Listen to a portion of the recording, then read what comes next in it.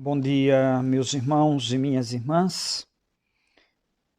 Hoje, mais uma vez, nós meditamos a palavra de Deus e, mais uma vez, uma passagem da palavra de Deus do Evangelho de São Marcos, do capítulo 10, do versículo 46 ao 52. O Evangelho diz que naquele tempo, Jesus saiu de Jericó junto com os seus discípulos e uma grande multidão. O filho de Timeu, Bartimeu, cego e mendigo, estava sentado à beira do caminho.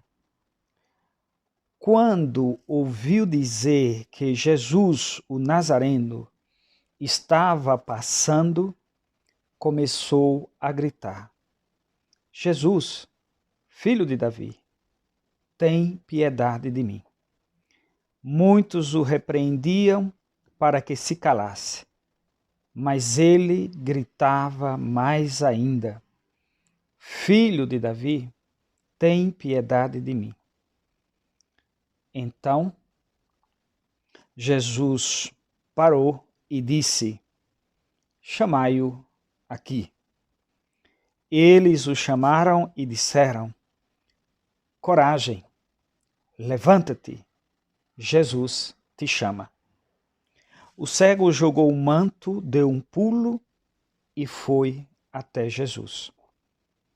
Então Jesus lhe perguntou: O que queres que eu te faça? O cego respondeu: Mestre, que eu veja.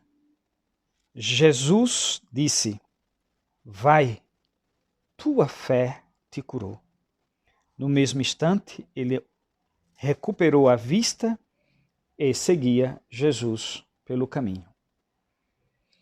Palavra da salvação. Meus queridos irmãos, minhas queridas irmãs, esta palavra de Deus que a gente acabou de ouvir é tão rica em detalhes que cada detalhe daria para a gente ficar um bom tempo dialogando e meditando sobre esses detalhes. O Evangelho começa dizendo, e esse é um dos primeiros detalhes, que o cego estava à beira do caminho. Essa é uma indicação bem precisa do evangelista Marcos.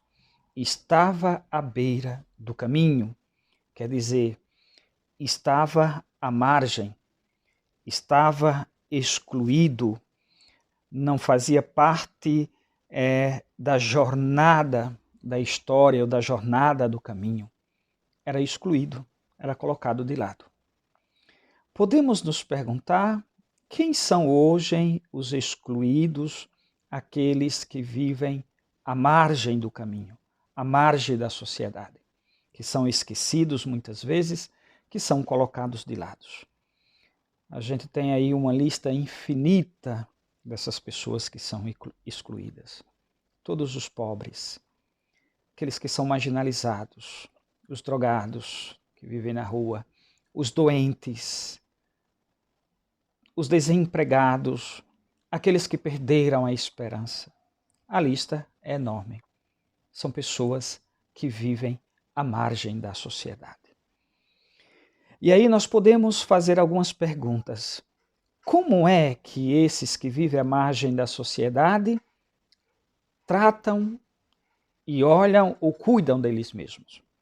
Que respostas eles dão à situação de vida na qual eles vivem? Como os seguidores de Jesus, ou como nós, que nos dizemos cristãos, tratamos esses que vivem à margem da sociedade? E também como o próprio Jesus trata aquele que vive à margem da sociedade. Tudo isso se encontra no Evangelho de hoje. Como o próprio cego olha para ele mesmo, como o próprio cego reage à situação na qual ele está vivendo. Esse cego, Bartimeu, ele reage com coragem, com perseverança. Ele grita por várias vezes: Senhor, filho de Davi, tem piedade de mim. Jesus tem piedade de mim. Mesmo quando é sufocado, mesmo quando querem fazer ele ficar calado, ele reage, ele grita, ele não desiste, ele persevera, ele toma a sua situação como uma responsabilidade pessoal. Não fica se lamentando, colocando a culpa sempre em tantas outras coisas. Mas ele assume a responsabilidade. Sabe que tem culpados pela sua situação, mas não passa a vida procurando culpados. Ele levanta-se e luta contra tudo aquilo que quer mantê-lo naquela situação onde ele se encontra. Então, é um cego responsável, determinado, perseverante, cheio de fé.